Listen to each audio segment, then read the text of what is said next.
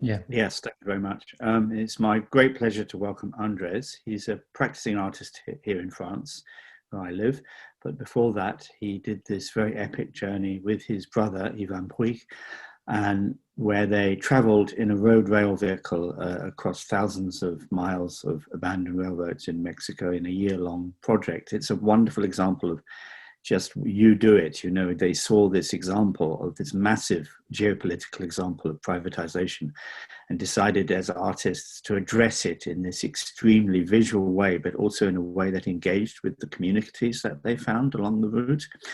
So it's a real, to me, I want Andrés being here to be a kind of inspiration to you guys to also take on projects like this in your, you know, to really think about the ambition of doing something in the way that they did it. And also Andrés's newer projects that he's done, which he's going to tell us about here in France and also in Mexico, it is a really interesting example of the way that artists can move from the intersections between different media, between different forms of transportation, between different worlds. So it's my great pleasure to hand over to Andrés Padilla Domene. Please take the stage, Andrés, and I think you can share the screen there as well. So Great. Yeah. Thank you, Rob. Thank you very much. It's a big pleasure for me too to be here and to collaborate again with you, since you have been a big supporter of the project since a very long time, and happy to share with you, with the students in India. This is the closest I've been to India. Anyway, well, I'm going to share my screen. Okay. Can you see it? Yes. Okay, perfect.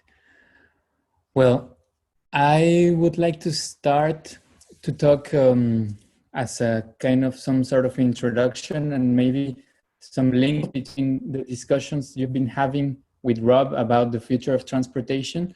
And it would be with this cartoon that it's an English cartoon from the 1850s that's showing a train going from London to the sun. So, and it says a long expected line.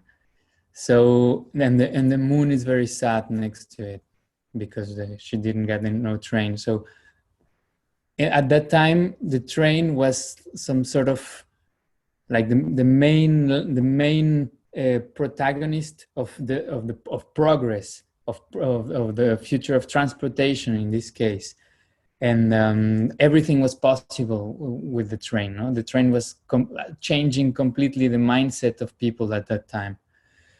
And when that arrived to America, the train, especially by British, but also like big American companies, started to create this utopia of railways, and railways started to conform like a state nation, and to link a lot of territories that were completely separated. No, so this project that we're seeing here is before the Panama Canal. It was meant to be built before they had the idea of doing this canal.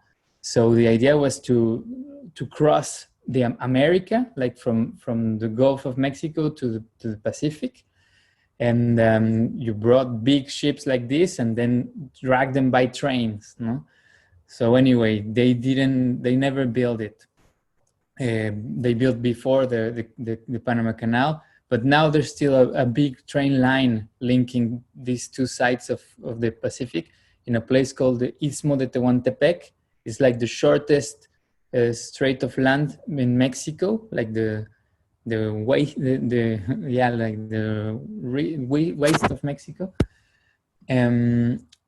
Okay, so these are other examples of more recent, of course, from the 60s, maybe 50s, of futuristic visions of train, like atomic trains or this turbine train, Russian turbine train. This actually exists, the yellow one, the other, of course, not. But anyway, this idea, all these imaginary arrived to Mexico, linked with the revolution. The Mexican Revolution was fought using the train. So the people, the countryside people, took the trains and used this infrastructure that was built all around with other purpose, that was built with other purpose, that was to extract richness and stuff. So they took the trains and they fought and they kind of subverted the utilization of trains. So then we see this very iconic image of the Mexican Revolution that I like very much. And so after the revolution, they started to use the train were nationalized. Before the revolution, they were private. And then after the revolution, they nationalized, and they were kind of some sort of new project, new identitary project that was linking the countryside, the work to work the land, with this idea of renewal. And so we have these images that were very iconic at that time. This is Ferronales. What does this mean? Ferronales was the name of the national company, Ferrocarriles Nacionales, National Rail. And that was nationalized in the 30s, in the 1930s. So a little before that, more in the 19th century, we have this image that it's very important for us, for the project, and we took it as a kind of a flag, that it's this painting by one of the most famous Mexican painters called Jose Maria Velasco. And he was a landscapist, and he painted this bridge, and this bridge was the cornerstone of the first railway that was built in Mexico, linking the Veracruz, that is the coast, the Gulf Coast, and Mexico City. So this track was built by British. And this guy, he was a very revolutionary painter at that time. He was some sort of portraying landscape, but at that time, to portray technology as part of landscape was very unusual. So this painting of showing the new landscape with the machine is still very iconic. So you see like the plants and all this naturalist approach, and to include the machine in there was quite a big thing. So, and well, it was part of this promise of modernity, of progress that the railway were supposed to bring. What happens? 1990s, rail companies are privatized, and they cut off all passenger trains. There are no longer passenger trains in Mexico. And they cut off around, I don't know, 10,000 kilometers. About 10,000 kilometers were abandoned, that because there were some straits that were not as profitable as others. So Ivan and I, my brother, as kids, we lived next to the tracks, and we always traveled by train with my parents because it was a very cheap way of transport. And it was not the most comfortable, but it's really cheap, and you could take the train and get all around the country. And that was the early 90s, the 80s. I was very young, but my brother, he's 9 years older, so he traveled by himself. I always traveled with my parents. But we knew what it was to travel by train. And now, I mean, in India, you know perfectly how it is. In Europe, we know, but it's more and more expensive. But in Mexico, it was very cheap. It was great. So, but then in the 90s, they abandoned. And this is the new landscape, the new railway landscape we have. So trains crossing villages, crossing cities, but tracks are not longer any use. They're completely abandoned and nobody cares about them. So we were kind of curious and sad about this situation. And that's when the idea came that was because we were seeing these rails going inside the countryside, going to some places, and we said it would be great to explore them. Like the tracks are there. It's quite simple technology just to roll over rails. So why don't we build some machine, some device, some little car to go over those tracks? So that's when the idea of the SEFT was born, and so to create this device to travel inside and to go to all these places, and we built the SEFT. So the SEFT, it's acronym of Spanish, Sonda de Exploración Ferroviaria Tripulada, which literally means like manned like manned railway exploration probe. It doesn't translate very well in English, so we call it like a abandoned railway exploration probe. So this machine is able to, you saw the video, but I'm going to just resume it. The SEFT can roll over tracks and also by land. It has this system called high rail. So you can see it here, is these little wheels, metal wheels that go down. When you put the 4 rubber wheels over the track, you go make the other wheels go down, you block the steering wheel, and you just accelerate or brake or go backward and forward. So to build the SEFT, we spend a lot of time thinking about how it should be, and then we found that the easiest way, or the most convenient way to do it, was to adapt an actual car. So the SEFT is an adapted pickup truck that was donated for the project by a company, and then we built this external structure. We kept all the internal, the motor. It's a gasoline motor, and we rebuilt completely the inside and the outside of the SEFT, but we kept the high rail system. We were trained to do this by this company that donated the SEFT, the former car. And the idea was to retake that, like to make a revival of the aesthetics of the idea that we had of the future from previous eras, like like from the 60s or before, or like these images where I was telling you about, or maybe also like 90s references, as Rob was saying, like Back to the Future, or I don't know, like we cannot address to a specific reference. It's like everything is mixed, and also everything is adapted to the possibilities that the vehicle that we already had established. So this is the SEFT. There's place for 2 people inside. We call ourselves ferronautas, which means like rail knots. And inside, we have these 2 seats and this screen. I'm going to zoom a little bit so you can see it better. In this screen, we put always like ancient maps from the 19th century. The maps where where the first trains were drawn.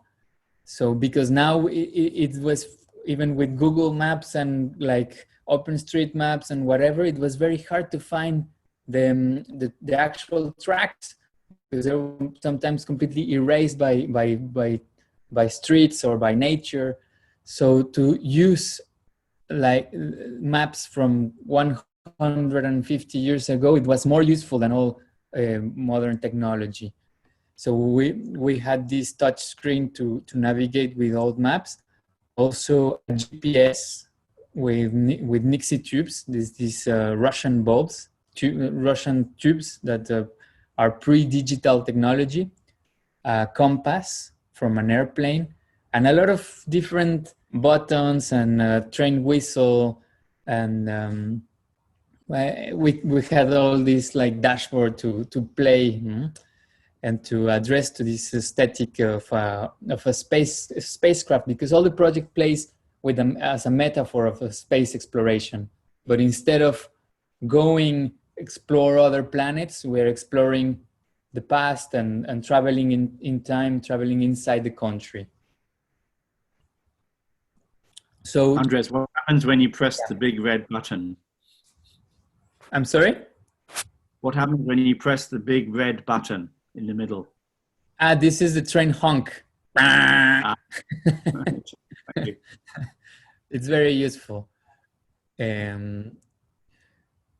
So we started the explorations 10 years ago, 2010, and we set out from this palace, this museum, that was the Palace of Communications and Transports of the early 20th century, at the time where they were developing this big project of the construction of the train, and this now is the National Museum of Painting, and it's where this painting that we saw is stored, or I don't know if exactly that one, but a lot of paintings from this author. So it was very meaningful for us to make the launch of the explorations from this place. Also, the first exhibition of the project took place in this museum. It's called Munal. If you ever go to Mexico City, you should go there. So then we see again this image, but now instead of the train, the old steam train, there's the SEFT. So we went to the same place where Jose Maria Velasco painted the train crossing, but now it's completely abandoned. So we went with the SEFT, and like to see these two images, one from the 19th century and the other one from the 21st century, and to see the promise and the actual state of abandonment in just some sort of time lapse. It's some sort of shortcut to understand what the aims of the projects were. So I'm going to show you Andres, can I just ask you a question about this picture that I've often wondered? Had you actually driven the SEFT across this bridge? Yeah. Yeah, it was safe to do that. Yeah, I mean, we drove around many bridges. Sometimes it was a bit scary. Yeah, but sometimes something like that. I just suddenly thought that could have been a little dangerous crossing this bridge. But that one is in very good shape. It's, I mean, I don't know what are the name of these big wooden parts in Spanish are called durmientes, like sleepers. Yeah, No, sleepers. Yeah, sleepers. You call them railway sleepers here. Almost all the sleepers were in good shape. The rails were intact, and the wooden structure was okay. So we saw it was completely safe to go over this train. I don't know how it is 10 years later, like right now, because at that time it was a bit rotten, but not, I don't know, we took some risks. Anyway, it was part of the adventure. Sometimes we didn't have any tracks, just the sleepers, and it was super tight, and the bridges were like, I don't know, 50 meters, 100 meters, but we knew that if we didn't do it, the mission was a failure. We had to go all around and miss a big chance to follow our idea, that was to retrack these tracks. So this is the map of all the routes we explored. We took, as I said, there are around 10,000 kilometers of abandoned tracks. We decided it was quite impossible to do all of them, and maybe not very interesting. So we decided to explore many different areas. For example, some more desertic, some more like the jungle, others more urban. So the idea was to explore small parts of all these tracks and to create this document that put everything together and had like an actual survey, because there was no survey about the state of the tracks in Mexico at that time. The last one, they did it just to see what they have to privatize the company in the 1990s. So the government didn't know how the actual state of the tracks was. So so they were very helpful. They helped us to do this project. They gave us a lot of images, a lot of maps, a lot of information they had, and they were very happy when we brought back photos of all the actual situation of the places. Anyway, at that time as well, yes. We just had a question coming up on the chat to say, was your project provoked by politics? I mean, was there kind of a political outcry when they closed the railways? Was there, protests? It was very strange because they are very, very, very perverse.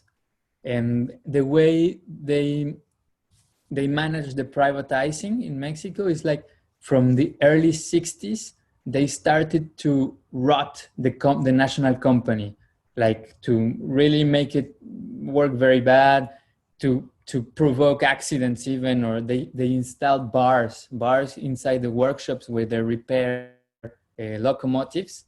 So like to promote alcoholism inside the company. And so the public image of train was quite bad. So people were like, okay, trains are a very bad way of transport, and we should privilege planes and private highways and buses and everything. So there was some people that were, of course, against the privatizing, but the majority of people were not against. They just didn't care. It was not. People were just like, okay, we don't use it anymore. But the most poor people, they were using it all the time, but they don't have a lot of opinion, a lot of voice in a country like Mexico, unfortunately. So yeah, there were protests. There's still protests. There's still former railwaymen protesting because a lot of their pensions were also stolen at that time. So people that worked like all their lives in the railways, at the moment of the privatizing, they didn't know what to do. They don't know what they do with the money. So some of them they're old right now and they don't have pension. Anyway, so yeah, it was driven by a political situation, of course, that came later when we, as adults, as young adults, me and Ivan realized what happened. No, like why don't we have this? We should be able to use this infrastructure and to travel by train, and so we at that time started with this project as well, an historical research about this period that haven't been done before. So we worked with historians to go dig in the files, and we created this sort of small research about the recent history of the privatizing of trains, and try to talk about it, no? So yeah, it was very important. Also at 2010, when we started to travel, there was another big political context of conflict, that was the war against drug dealing, promoted by the state. So what they decided was to just use the force, bring the military, and bring the president said like, I want all the toys. I said to the US, I'm going to war. I need all the toys that you can bring me. So the army was armed, and it was a big context of war in Mexico. So that was the context where we were going to explore. So it was quite scary, and we had to cancel some routes that we had programmed, especially in the north. And it was very strange. Sometimes in the north, we still went to one place in the north, and we were not able to go to the train station because there were snipers there. We were told like we shouldn't go there, it's very dangerous. The only safe place in this town called Torreon, it's the shopping mall, and it's this very formatted shopping mall like you see in the United States or everywhere now. And we had to exhibit our project in a shopping mall. And when people ask, you want to show a video from that one, won't you, at some point? yeah, it would be great. Can we? I don't know how to do that. Can you play the video from your computer? Yeah, yes, I can do that. And there are 4 videos that I have pulled up. Is it the Cosmol on Vimeo? Is that the one? Yes, please. Let's just play like about 1 minute because I think there's a lot of things to still talk about, and it's a bit long. Okay, so we'll start with the Cosmol. That's the name of the one that Yeah, I really like this I really like this video because it shows the SEFT in this kind of really unusual situation because because of the dangers of being around with all the shooting, and it sort of is very surreal the way that it's finally being shown in this video. It's one of my favorite videos from your collection, Andres. All right. So do I need to stop my screen share? No, I think that can everybody see the video? Can everybody? No, not yet. Oh yeah, maybe you do need to stop your screen share, Andres. Okay. There's an option for there's like shared screens. Oh, okay. Yeah, so let's see how this works. Are you guys able to see it? Yeah. Yes. Yeah. In the vastness of the cosmos, there must be other civilizations far older and more advanced than ours. So shouldn't we have been visited? Shouldn't there be every now and then alien ships in the skies of Earth? There's nothing impossible in this idea, and no one would be happier than me if we were being visited. But has it happened in fact? What counts is not what sounds plausible, not what we'd like to believe, not what one or two witnesses claim, but only what is supported by hard evidence, rigorously and skeptically examined. Extraordinary claims require extraordinary evidence. Since 1947, there have been hundreds of thousands of reports of UFOs, unidentified flying objects. This subject has more, I think, to do with religion and superstition than with science. Let's consider one of the most famous accounts of a supposed encounter with alien beings. On September 19, 1961, an American couple were driving home through New Hampshire. They were returning along a lonely road late at night from a vacation in Canada. Remember, we have only their word for what happened next.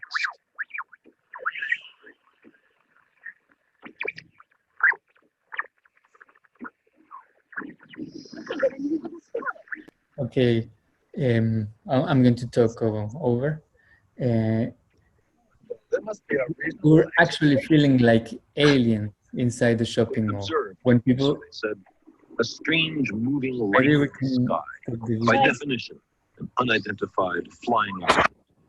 Seems to follow them. Should I stop it, Andres, or do you want me to continue? Yes, please. Stop it? Okay.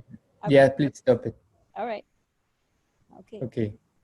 Well, that gives a little bit of the idea of the video. It keeps going for a couple of minutes more, and yeah, it was very strange being in the shopping mall. Where people ask me what was the strangest place you visited with the SEFT, it was the shopping mall. Like the most ordinary place in the context of traveling inside a spacecraft and feeling like an alien in this violence context, refugiating from the violence inside the shopping mall. It's one of the most the strangest moments of my life. Anyway, so I'm going to show you more images. Let me show you again my screen. Okay. About the kind of landscapes we explored with the SEFT. This, for example, is you can see like the wall, the contention wall over the train used to pass over here where we are. And this sort of bridge, for example, that here it was impossible to cross. It's a bit bad quality, this image, I'm sorry, but I think you get the feeling a little bit.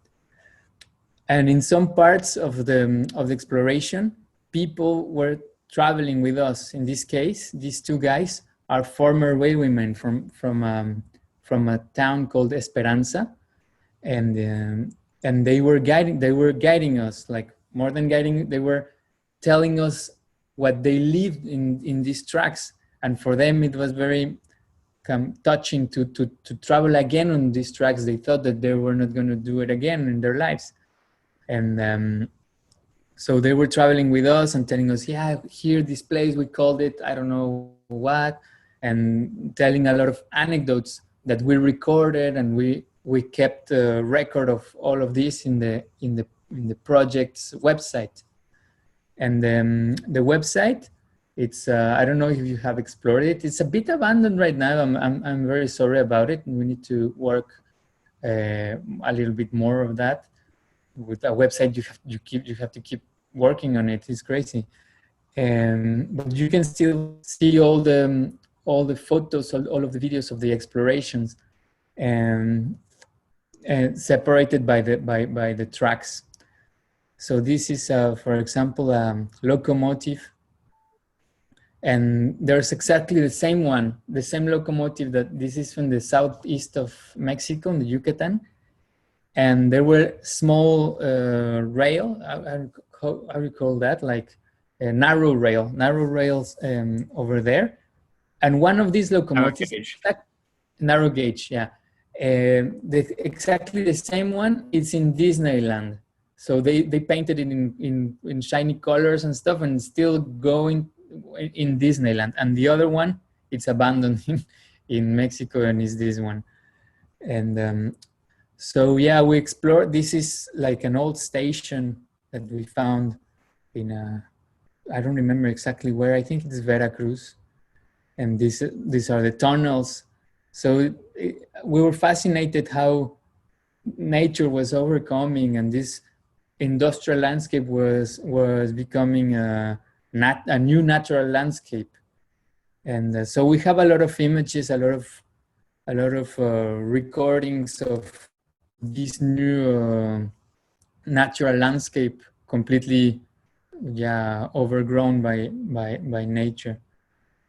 And also we found very extraterrestrial landscape. For example, this one is salt mine in the southeast of Mexico. The white mountains, it's salt, it's industrial salt that is used for cooking and for everything, no? So we explored there because there was a train linking this area to the city in the Merida, Yucatan. This is the main idea of the website, and that it's built using the same aesthetics as the dashboard of the ship. So you can travel with the maps here, 3 different temporal layers of maps, like the building of the trains, the 19th century, the construction of the trains in Mexico, and the abandonment in 2010, the time of the explorations. So that's the part that's not working right now in the site. I'm very sorry, but you can travel and to see the photos right now. They all have a small text, and there's a research part, and the menu. Well, you see all the routes, and you can choose which route you want to explore. So if you have time, take a look to the site. It's SEFT-1.net. I promise to keep working on it this year, since we're celebrating the 10th anniversary of the project. Another thing we did, well, this is Esperanza, a small town that was our first encounter in our exploration. Esperanza means in Spanish means hope. Yes, Rob. We can hear you, Rob. You have to turn on your mic. Was this one of the places where you found people had gathered together to protect the tracks and to protect the railway infrastructure? Yeah, they were using the old station to create a small museum of rails, and they were preserving the tracks. They kept, since all of the community were almost former railwaymen and women, they knew how to take care of the rails, and they still have hope because the town was originated by the train. There was no train, no town, since the train need to stop some places. Esperanza was born, and so all the essence of the town was a train, and suddenly they don't have it anymore. So it's a very I'm not finding the word, but like identitary mark on them. So Esperanza, that means hope. It was our first encounter, our first town. So it was also quite relevant symbolically for us. So while traveling, we also collected a lot of objects. Like in the same way a rover collects rocks in Mars or in the moon, we were collecting these samples, and we call them lunar samples. And using this analogy, this metaphor. So we collected hundreds and hundreds of objects along the tracks, and we create this collection of objects that all of them had a relation, a specific relationship with the history of trains in that place. For example, this leaf, this long leaf, like it's a cactus leaf, it's Enequén. It's some sort of agave that was used as fiber to make bags and ropes, and all the industry of the southeast of Mexico was originated by this plant. So the trains arrived there to transport this, and so there's no more production of these fibers since after the beginning of nylon, of polyester and plastics. So all this area, it's no longer industrial, but all the infrastructure is still there, and it's still as it was in the 20th century, in the early 20th century. Or I don't know, for example, this card. This is an electronic card from a modern train locomotive that we found just like that next to the trains, next to the tracks. Or this piece of tile, roof tile from Marseille, from France, that was also found in the southeast, because when we were taking all this fiber, the Enequén that I was talking to you about, taking it from the Yucatan to Europe, the ships were full, but they had to bring something from Europe. The ships had to carry something from Europe. So what they found that was very appreciated in Mexico, in America at that time, and was just like heavy, and could, I don't know how to say the word in English, but to weight the ship to stabilize it. Where this roof tiles, ballast, yeah. So you found a lot of French tiles in the southeast of Mexico.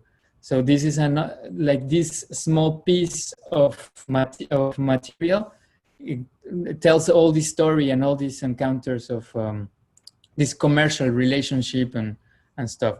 So we have this collection of... I'll tell you for your information that you have 30 minutes left, including Q&A. Okay, so I'm going to be fast just to finish with SEFT. So this is the lunar samples. They're all classified by the number of exploration, the number of sample, and the kilometer, the track, the exact point where they were found. So we built this small cabinet to store them all, and it's some of the pieces we show as an art project everywhere. No, of course we have to not forget that it's an art project, and although sometimes some of the images are being shown in other contexts as well. These are the rocks found in a town called Marte. Marte means Mars. So there's a station in Mexico called Mars in the middle of the desert in the north of Mexico. So it was great to see how like the cycle, the loop of the project closed there when we actually arrived to Mars, and that we found life in Mars, no? This donkey. And this is how Mars looks like. And so this collection of rocks belongs to Mars. So just to close with SEFT, we made a book as well. It's only available in Spanish. It's already translated, but not published yet. And there we put like a lot of anecdotes, a lot of historical research, and we invited many authors to collaborate. This is our historic image of the construction, the transformation of the SEFT. So you can see it in a hybrid moment between what it was, a pickup truck, and what it became. So maybe I shared this construction video. You can see it later, maybe, because we don't have a lot of time, but... It'd be nice if you can have a little fragment of it, yeah? I mean, we have some time. I just wanted to let you know where you were, that you were halfway through. Yeah, great. Yeah, if we can put just a small fragment, Arzu, please, of this construction of the SEFT. Sure. You may. Yes, I am just going to do that. And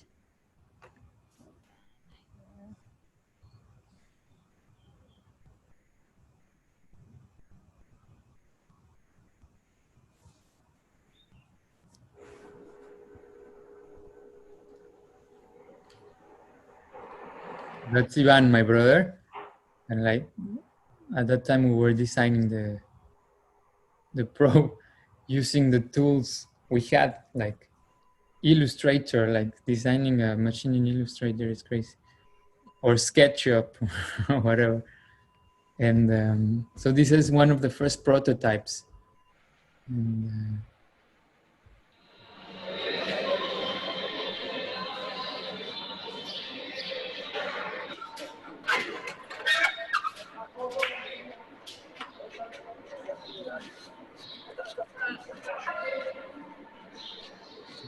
the Ford truck we transformed. So can I just ask that basically the company that gave you the truck was a company that makes these high rail vehicles, is that correct? No, the company that gave us the truck, it's a freight train company, and the truck was used as a maintenance vehicle. So it was a high rail vehicle, that's the question. It was already a high rail vehicle, yeah. And the place where we did the transformation was this company called Serving, that they built industrial ovens. So they had nothing to do. That was the first time they did something artistic or something that was not an industrial oven. And we spent some months there working with them, and they were great. We became very close with them, with the workers. And they had all the tools and all the knowledge and all the creativity that was what we needed, because it was a very unusual process. No, it was the first time for them and for us as well. So it was great to be there, to working with them. And anyway, that was where she was born, the SEFT. SEFT's a she. Yeah, it's a she. It's a she, I don't know, yeah. Interesting. Well, ships are usually, yeah. Yeah, I don't know, like, also in Spanish, ship, it's la nave, la, it's feminine, so I don't know, it's, and she has also a nickname, it's La Chata. Chata means flat nose, so it's a very, very warm way of calling it, no? La Chata. And anyway, maybe we can go fast forward a little bit just to see a more advanced stage of construction. And this took many years, actually. Well, the actual construction took us 1 year, but the project started in 2006, and the time we gathered the money, the funding, and everything, it took us 3 years of funding for this project. So in 2009, we started to build, 2010 it was built, and we started to travel, and we traveled during 1 year of the SEFT. And then it has been we have been exhibiting the project since then, no? So this is, she left like this from this place, and we continued in another place just to finish all the aluminum fuselage and the interiors. So all the like the rough part, we did it with them in Serving. Okay, maybe we can go a little bit further, please.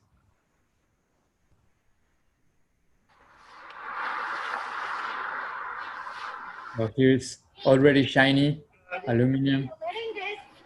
And yeah, we were a team of 4 to 6 working on it, different specialities, but none of them was actually an expert on anything, no? Maybe just the guy who helped us with the electronics.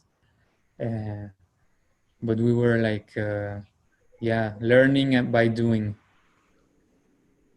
That's me filming and Ivan driving. Yeah, I should just point out that when I met the SEFT and we went to White Sands Desert, the SEFT actually caught fire, which might have something to do with the electrons.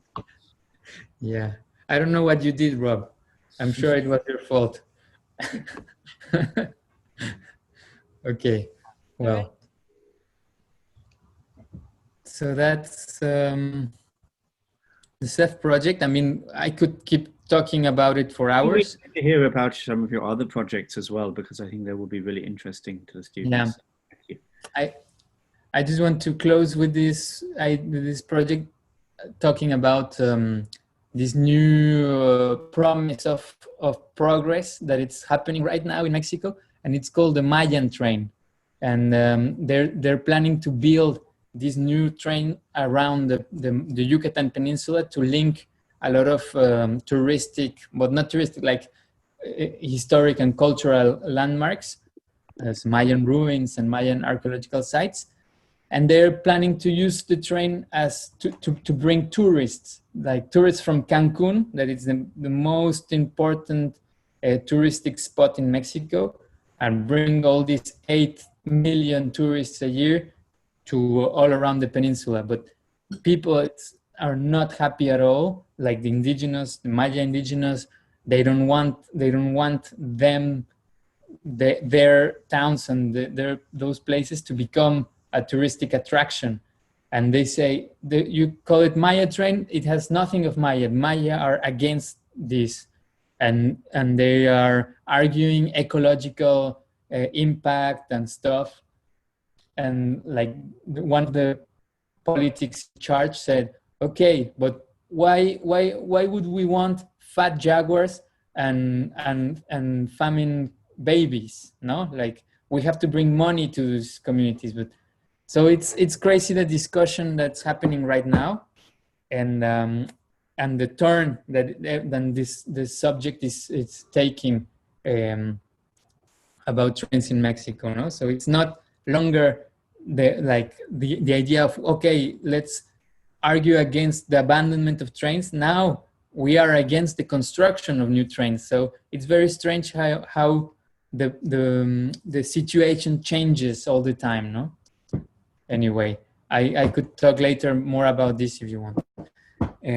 So after the SEFT project, I continued researching on tracks, and I built another machine that was more to address the ideas of perception that the train transformed when it appeared. For example, the train and the moving image were born at the same time. Train and cinema are parallel inventions. And they say some people say, some theorics say that the first screen is the window of the train, because it was the first time that we were sitting and seeing a landscape pass inside a square and some images going inside. So that changed the idea of the perception of how we understand the simultaneous realities. No, so I conceived this device called in Spanish rielógrafo. It's a railograph, like to write on tracks, but also it's called the Anti Cryptographer. It has two names depending. I don't know when I talk about it. And so what it is this machine that it's a pelican case with wheels controlled by radio controlled, and on top there's this stick with LEDs that are programmed to display some light. And the idea of this project was to write with light through the landscape. So it's a writing device. So I was exploring at that time. It was my first project in France, and I use a lot of abandoned tracks in France and Belgium to write with light using this machine. So I was writing a lot of phrases and ideas that were related to the idea of walking. You have a video of this, don't you, here? Yeah, there's a little video. So this is the machine. Yeah, maybe the video explains better what it is. Yeah. I'm just aware that we want to keep this within an hour because it's going to be recorded and available for other people. So we can maybe do the Q&A when you finish speaking. But if you just wanted to just say that you have 15 minutes left now. Okay, can we play just, is the video called Anti Cryptographer? And play it from half of it, please. From the second half.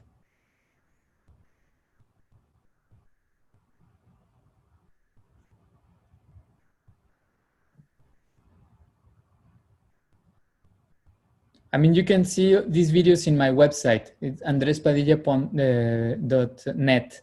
So if you want to see them, they are online, and all the images as well. So yeah, this project was radio controlled. I was programming the text, and everything fits inside the suitcase.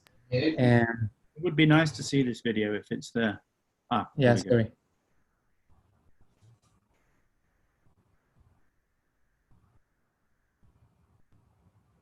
Okay, this is like a more abstract part of the video. But I don't remember exactly at what time we see it operating. Well, that's a good part. So you see like the light, it's sequencing.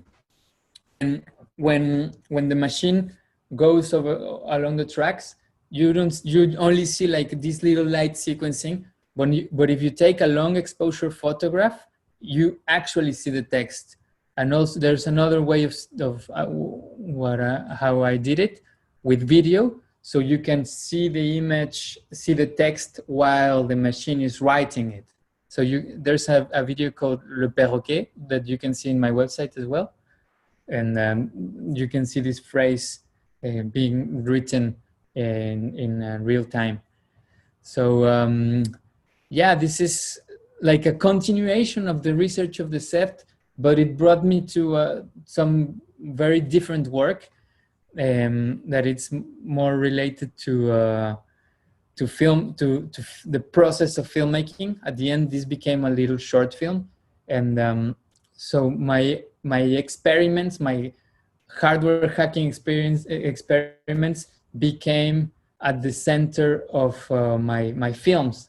So for me, that was an interesting way of doing films, to create these machines, to film them in a specific context, and to play with science fiction, to play with documentary, and to play as well with the documentation of my experiments. No, so it's where I'm right now. And this project is from 2014-15, but I'm still doing these kind of things, to building some hardware and creating films. And right now I'm more on the filmmaking part of it. I'm gonna, maybe we can stop the video, please, Arzu, and I can show you some more images of that, and we can start the Q&A. If it's okay. Yes, sounds great. Okay, so this is a chart I made to see how precise the quality of my image was in terms of color, of grayscale, and distance, to see how long how fast I had to drive this vehicle, this robot, in order to have a proper proportion, no, of my text. So this is actually my very first test, and I was quite happy to see that text was readable and the colors were quite accurate, and grayscale was harder, but anyway, at the end I only used one like monochromatic, just light on and off, no, like you see in these images. No? So yeah, my idea was to imagine this possibility of this character writing a long infinite text while he was driving his robot through the landscape, and that text was encoded in a very simple way, that it's encoding into time, that the time that it's not, that it's beyond our perception. So our perception has a frequency, and I was playing with that. I was writing beyond our frequency, no? So the text was there. It was just a matter of knowing how to decipher it, no? And that's when this idea of the anti-cryptography came. That's anti-cryptography is to encode something in the way that it's the easiest way to decode it, to decipher it. And it's a concept that it's been used a lot for extraterrestrial communication, for example. So how can we encode content so it is the easiest to decode, or it's the most universal, if you want, to understand what's been written, but at the same time it's encoded. So it's some sort of paradox.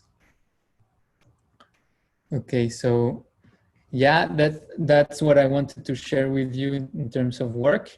You can see more of my work in my website, and I don't know if you have some questions and we can discuss more. Rob, we can hear you. Will you stop sharing your screen, and then that way we'll just Yes. be able to see everybody together? Great. Yeah, sorry. All right, can everybody just turn their videos on for a short bit, and let's have a conversation with Andrés for a couple of minutes? We can't hear you, Rob. I think you're talking, but you're on mute. Yeah, we do have some questions coming up on chat. We have Arzu asking about the private train system is only being used for freight, moving materials. So how is this being challenged now with the question of climate and question of, you know, so apart from this tourist train idea, I think that I could probably transform that question and say, are there any serious plans to link up Mexico City with major cities like Guadalajara or Oaxaca or anything like that? Some, apart from this Mayan train, in terms of the climate emergency, is there a movement to do that?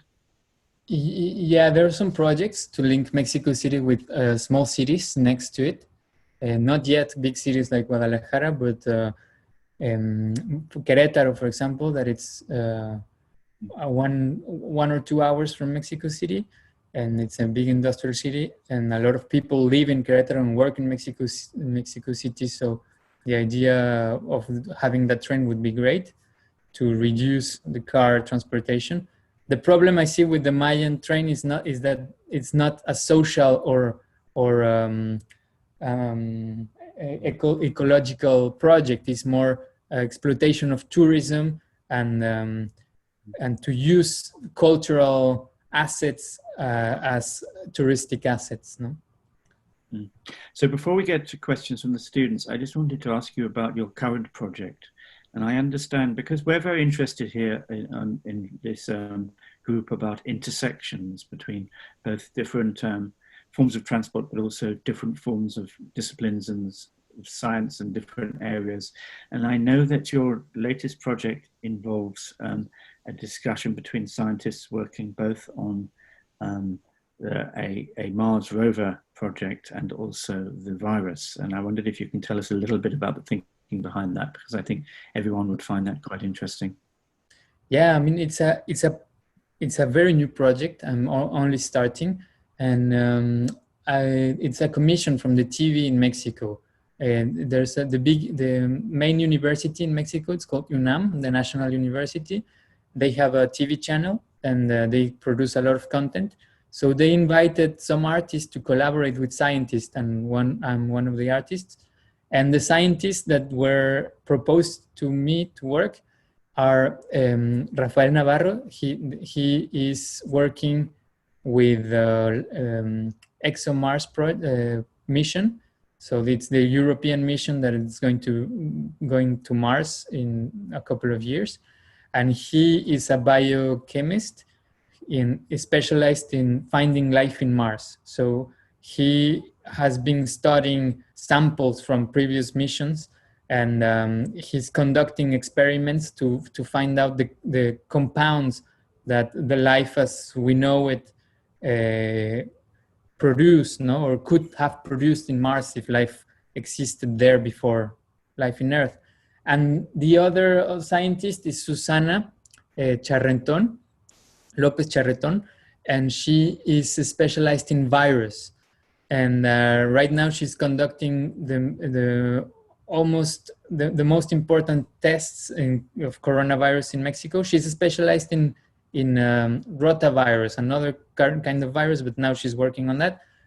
And what I want to work with them is the question of life and how, because for scientists, a virus, it's hard to say that it's not alive. It's not alive, and it's not alive because it's in the border of that.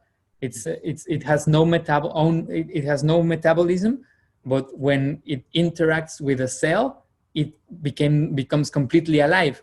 So what she says is like, I cannot define life in a way that the virus is not alive, but I cannot say that it's alive either.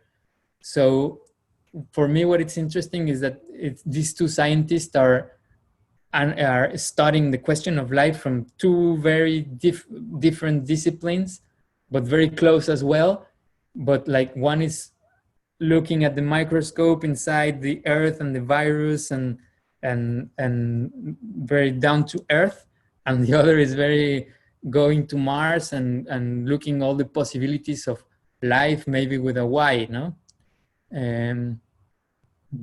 Yeah, this came to light quite recently, this idea of this new concept of life, LYFE. I'm going to type into the chat because I think it's quite interesting. And so we are discussing right now they are in Mexico, so we're discussing by Zoom, and I'm filming here some images that could make some metaphoric relation with this subject. I was going to ask how an artist can intervene in this kind of dialogue. Where does the artist come in? Yeah, it's a very good question. I haven't resolved yet, but experimenting. My first approach, and that was not possible to do at this time because it requires a lot more of time. But it's an idea that I'm developing in long term, is to use life or some culture. You say culture when you have like yeast or bacteria or whatever, as a photographic support.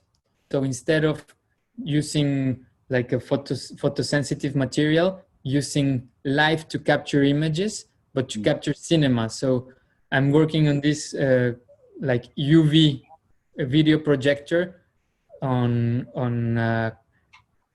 community of life that it's dying and regenerating 24 frames per second. It's quite scary, and I don't know, I feel kind of bad of doing it, but at the same time, it's the condition of life, no? To die and to regenerate. A project, just starting before it's actually happened and seeing the way that it is emerging. So to see that, but we had Arzu. You had a question about you had two questions actually, about one about films and romanticizing the train system, but also you wanted to know what Andrés was doing actually before SEFT. Right. Well, I'll share my question briefly. The one about films. So in India, we have a lot of Bollywood movies have our trains as part of it. And there's always people hanging off the train or singing on top of the train. And it's really kind of become a part of the cultural landscape, this romanticization of the train journey. Lots of people love the train journey, love the sharing of food and the time it takes, etc. I was wondering, within the landscape in Mexico, in these kind of modes of transportation. I mean, the train is also associated in India with the common person, the common man, everybody being able to afford the train. And I was wondering, in that same way, when you're talking about the privatization, the nationalization, this whole shift, and even now with the Mayan rail and the fact that it has economic benefit, but it really doesn't benefit the common man, in any way. What is it that's the cultural association with transport? Is it the car that's the primarily kind of mode that has this cultural association? Are there other modes of transport that have this kind of cultural weight to them? I think right now I cannot think of anything, but historically it was trained at the early 20th century. Then in the 50s became cars, and everybody in a very American way, no? And right now you have like low cost planes everywhere, and everybody travels by plane. And but I don't know, maybe the cliche of the Mexican film of the golden era of Mexican film, that was the 50s, was a horse, and and these guys that were singing like the equivalent of Bollywood, that was these charros and this very romantic character with a big hat and stuff. But it's not very contemporary. Right now, I don't know. I have no clue. People you have telenovela in Mexico? Yeah, I think they still do those. I'm sure they do.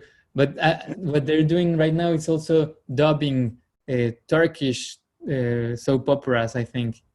Yeah. Okay, so listen, I want to just move this into with all the participants here. So could everybody switch their videos back on again, and just I'm sure you've all got questions for Andres out there. So could everybody who's got their video switch off, if you can switch your video on, please. And I'm expecting to hear some questions. Okay, please, videos on. Put your hand up if you want to ask a question, please. I do expect questions now. Okay, Kamakshi. Well, I wanted to ask, what kind of fuel does the SEFT run on? It's gasoline. Okay, so have you like considered shifting to a more sustainable option in the past? Like, did you try anything out? Yeah, we wanted, when we were building it, the idea was to make a hydrogen cell and to use water and electrolysis to separate hydrogen and then inject this hydrogen inside the motor. So you still run with a gasoline motor, but you reduce considerably the use of this the gasoline, no? And of course the contamination. That was a concern for us, but it was not the center of the project, like ecology at that time. We were aware of it. We were trying not to overuse the motor, but the discourse of the project was not centered completely on ecology.